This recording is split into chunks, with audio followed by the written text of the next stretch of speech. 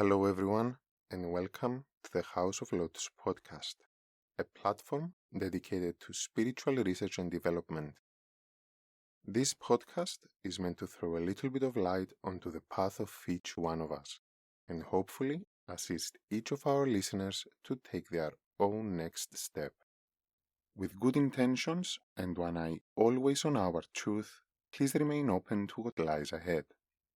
From my heart to yours, and from my mind to yours, may our spirit show us the way. On this episode, we shall talk about the dual forces in nature, the male and female principles whose interaction brings about the creation of the cosmos. These two energies find expression in all aspects of nature and all aspects of human experience. Today, we will focus on how this interplay finds expression in humans through sexuality and discuss what takes place in the chakras and our energy system with the physical act of sex. Please take a deep breath, relax, and enjoy.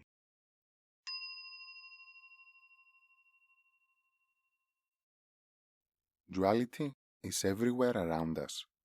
The universe itself is twofold in nature.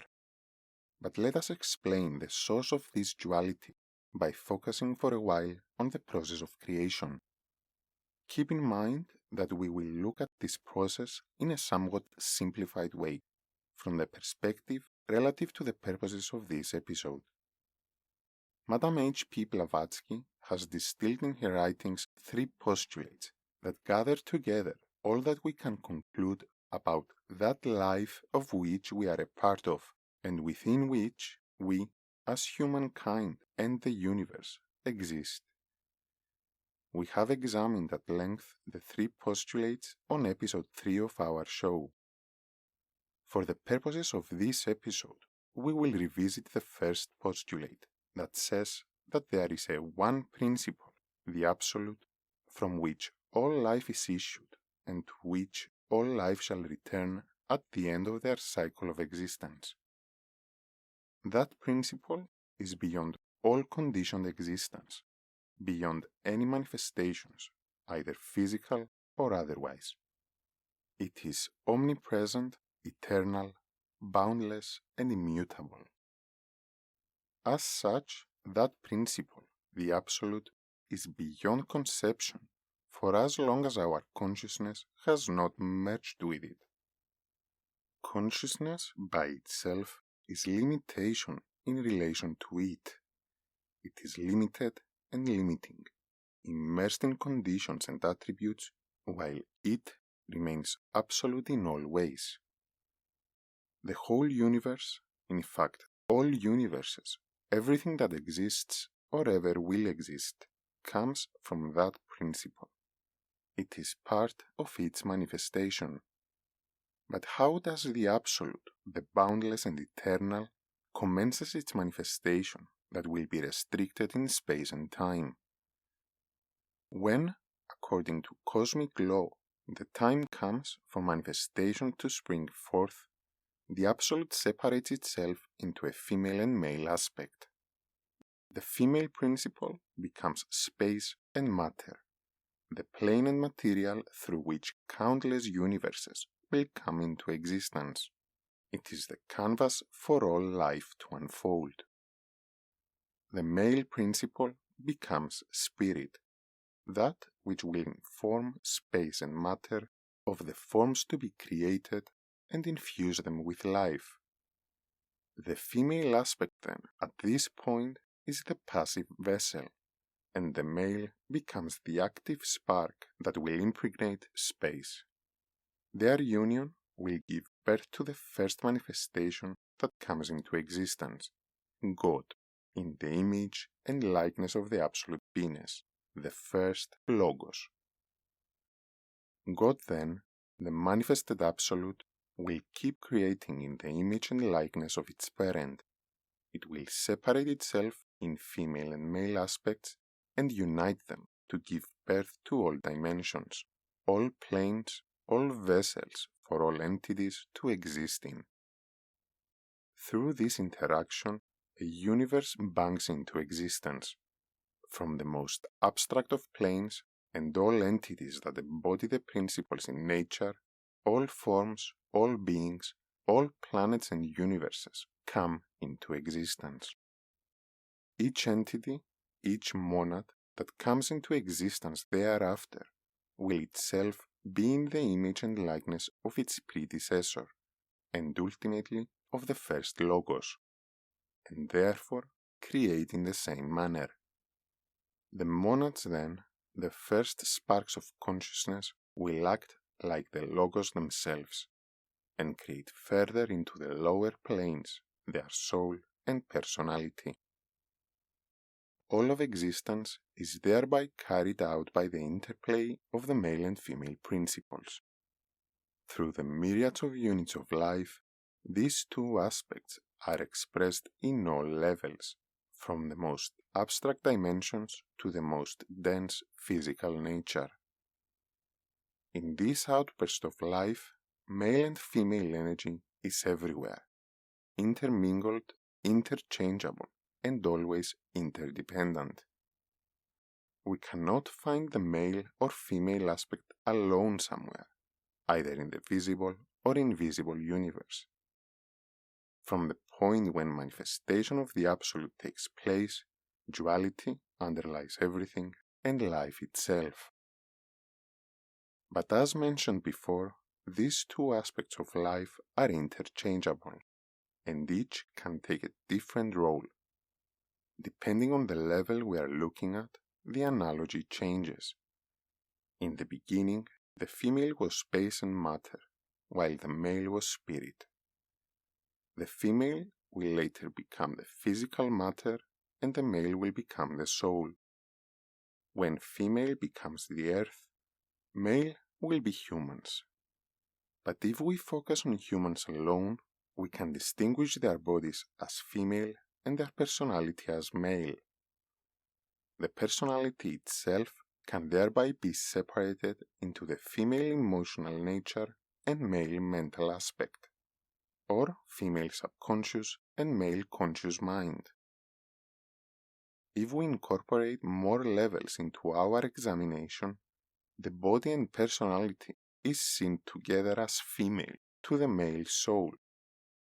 Thereafter, the soul can be seen as female to the male spirit, and so the analogy continues on the various levels of creation. Then we can also see this interchange of energies expressed in us depending on our characteristics. Certain behaviors or issues may resonate more with the archetypical male or female energy, so that each of them is expressed according to the matter at hand. So, the personality itself contains various degrees of male and female energy, according to the issue we are looking at. So, depending on the level, plane, or specific aspect we look at, the expression of male and female energies may change and take the role of the other. It is the yin and yang symbol, always rotating, changing from one side to the other, with each side forever holding some aspect of the other and changing into it in its perpetual movement.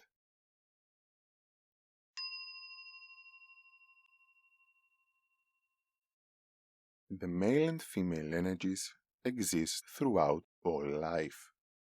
Each entity, each unit of life embodies them both and carries them out in various degrees. Please note that we are talking about the archetypical male and female energies. We're not talking about the biological sex of the body through which we incarnate in each lifetime. Both male and female energies are equally important and necessary for life to exist.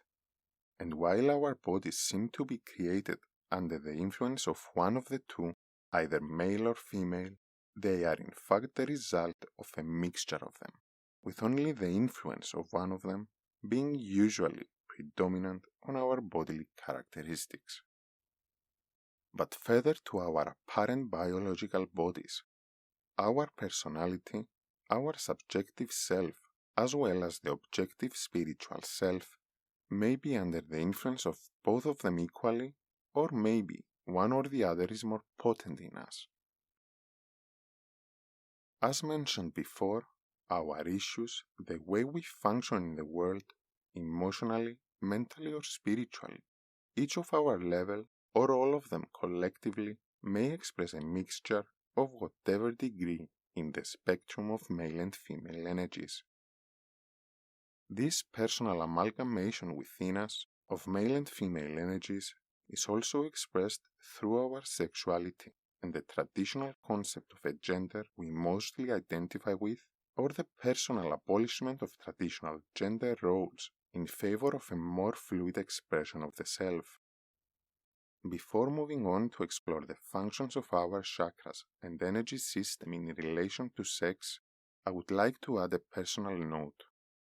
I would like to make it really clear that whatever our biological body and whatever the way we do or choose to express ourselves in this spectrum, we are all humans, we are all incarnated souls, and we have a right to be who we are, and we are all worthy to be loved and accepted for all aspects of our being. And each time a person manages to live their truth, the whole world becomes better for it.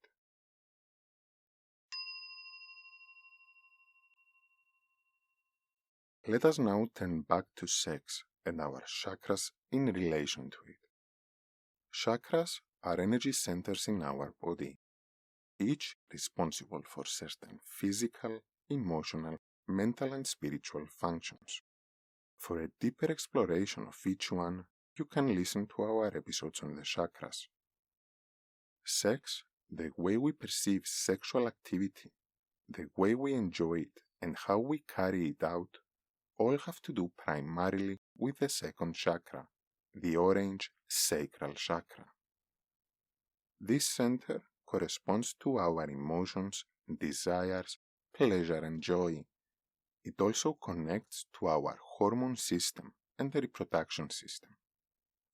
This is where the male and female energies within us find expression as creativity in all matters, similar to how the male and female gametes, the ova and sperm, would come together to create a human baby and give birth to it.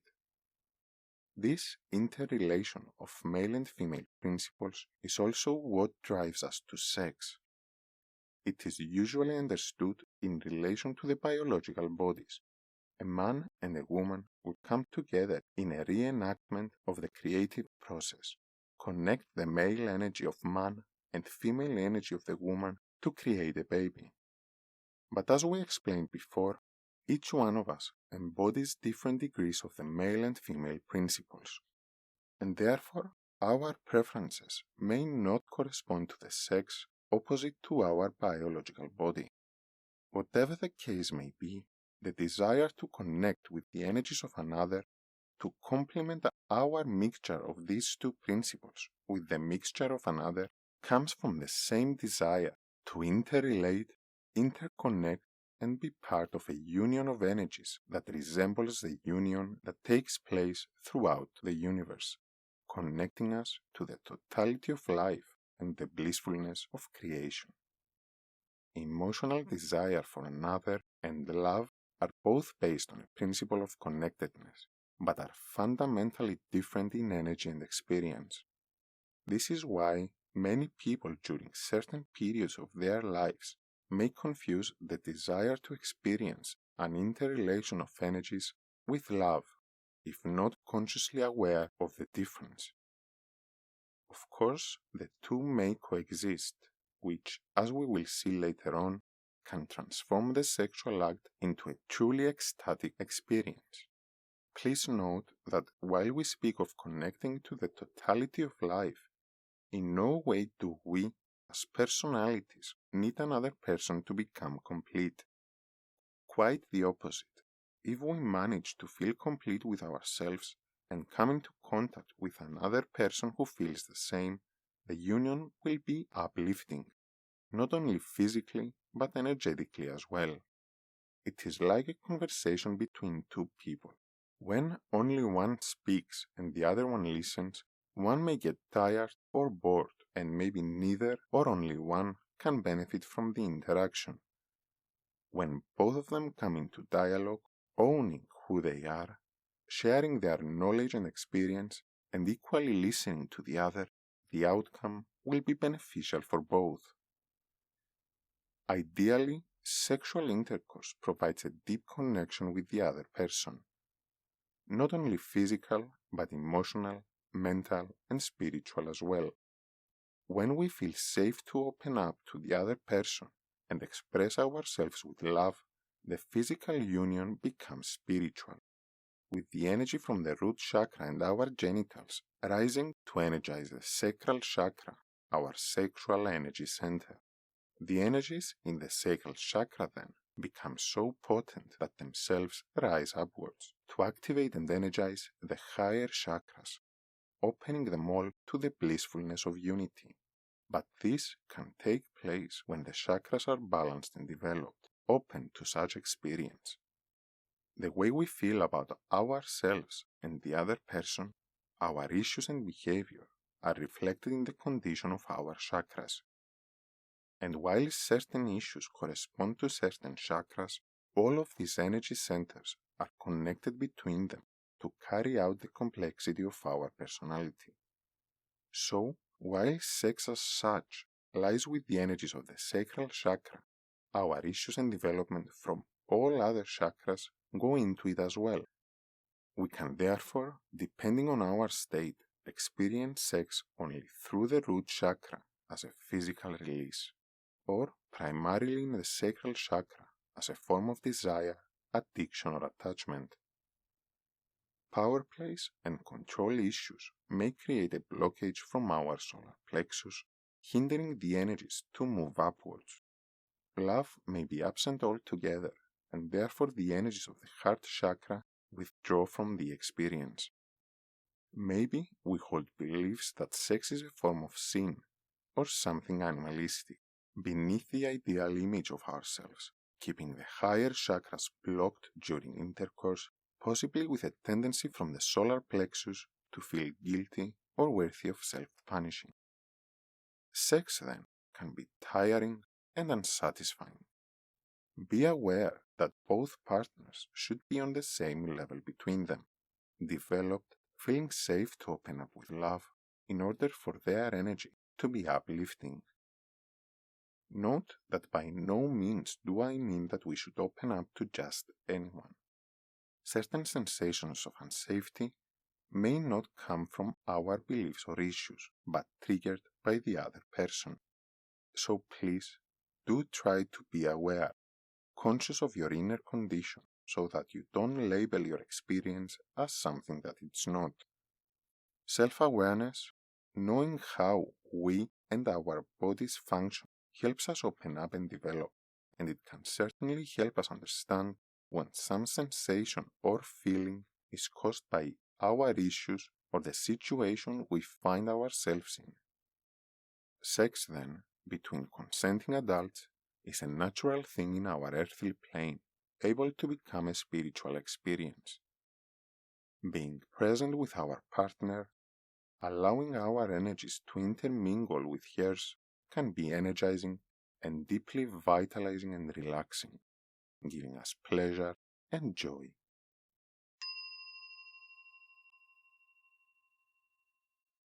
Let us now sum up. Duality is ever existent in all aspects of life.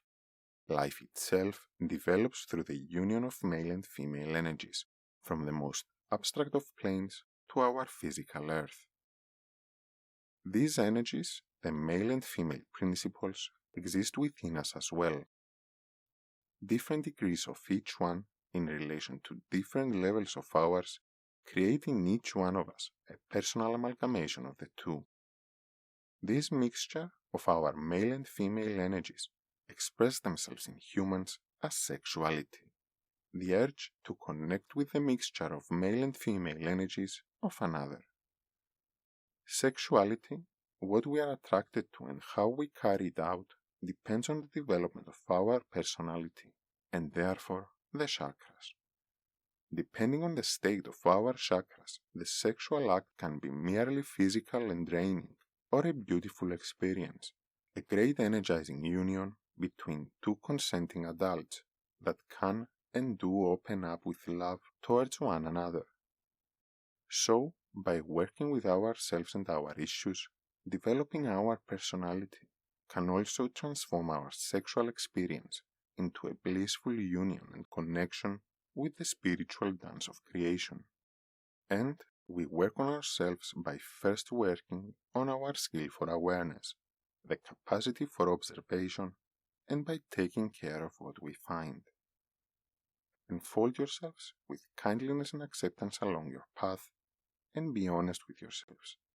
For all that we find within us and subsequently understand will be one more step on our path towards the development of our chakras and the personality, the vessel for the soul to express itself through.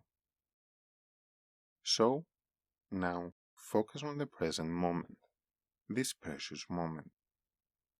With your next inhalation and every new breath, bring your consciousness to your experience in the now, to what you find within you and all around you.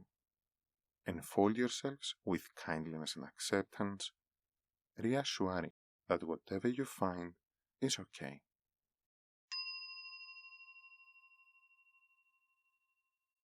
Thank you very much for listening to the House of Lotus podcast. If you have enjoyed the episode, please consider supporting the show by following, sharing it with like-minded people, or becoming a patron to enjoy special rewards and extra content. You can find more about us on our website, thehouseoflotus.eu. Thank you very much and enjoy your present.